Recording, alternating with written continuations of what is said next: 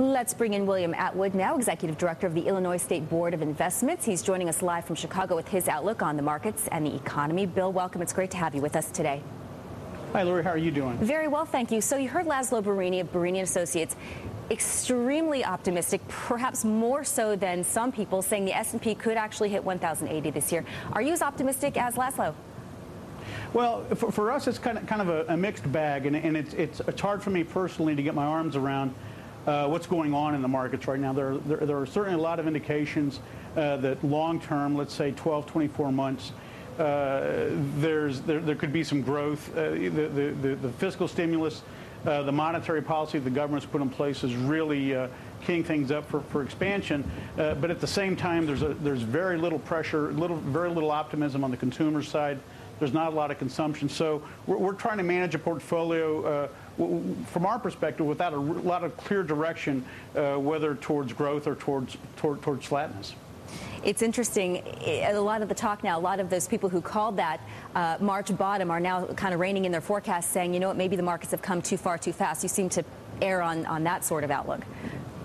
Yeah, I would say we're a little bit more cautious than that. The fundamentals are still hard for me personally to see. I mean, I don't see us, I'm not really expecting kind of a double dip. I'm more personally anticipating just kind of a flat to low growth period, sort of a hockey stick, with a kind of a flat period followed in the out months, say 12 to 24 months, with maybe more growth and inflation. When you mentioned double dip, talking about Nouriel Roubini in his op-ed this morning, right? Yeah. Okay, so your pension fund, 30%, however, weighted in U.S. equity. So even though you say you don't have a firm grasp on fundamentals, have you been able to benefit, though, from this 50% run-up since that March low? Well, I think what we would stipulate is on day in and day out, neither I personally nor the staff at the State Board of Investment or our retained professionals can accurately predict what's going to happen in the near term. So we try to construct a portfolio that's well positioned in a variety of environments. And what does that portfolio look like? I imagine you have to be real conscious of risk. That's right, and certainly if the period that we're just going through, if it shows us nothing, it proves your point, that we need to be cognizant of risk and what our downside exposure is. And so in that regard, we've shortened our fixed income portfolio. Our exposure to domestic equities, like you said, is about 30%. We also have 10% of our portfolio invested in hedged equity, which again addresses your issue of risk. Those hedged equity managers are able to take some risk out of the portfolio on the equity side, and in our real estate portfolio, which is 10% of the portfolio, we're heavily exposed to core real estate, which again we see that as a fixed income proxy and as a portfolio diversifier. How closely are you watching the Fed and the talk of the exit strategy making moves to your asset allocation?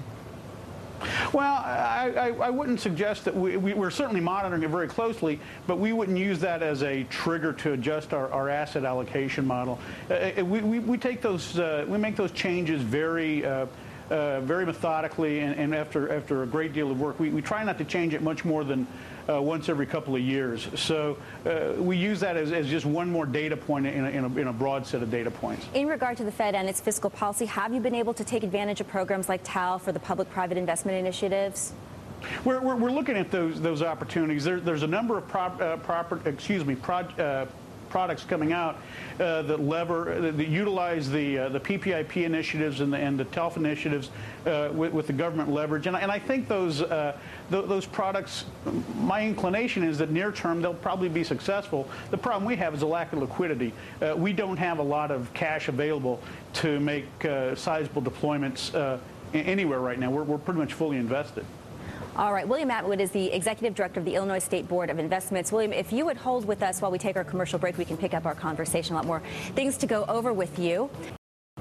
We're back with William Atwood, the Executive Director of the Illinois State Board of Investments. He joins us live from Chicago. Thanks for waiting through the commercial break with us, William. Sure. You mentioned you're fully invested right now, but that you are expecting another $600 million to invest. So what will you do with that money?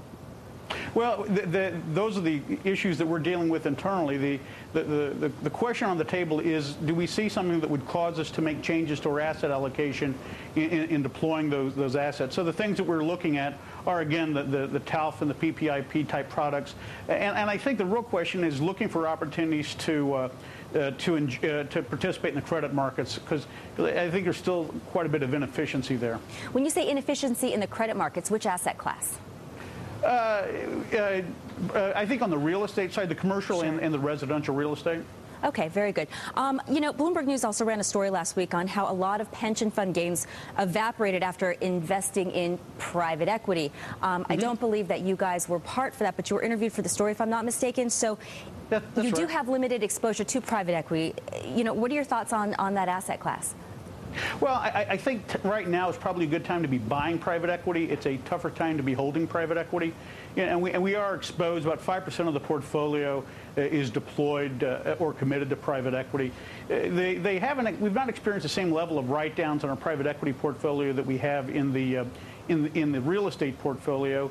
But I think there's still quite a bit of downward pressure on those assets. Secondly, the market is so thin right now. The realizations, there's not a lot of transactions. There aren't a lot of transactions going on. So there haven't been the same level of write-downs in the private equity portfolios. However, if you have money to invest, we certainly want to maintain that 5% allocation, because this would now seem to be a good time to be to getting into that market, because from here, I think we're just going to make some money in that space. William Atwood, the Executive Director of the Illinois State Board of Investments, thanks for your time and your insights. Thanks for having me.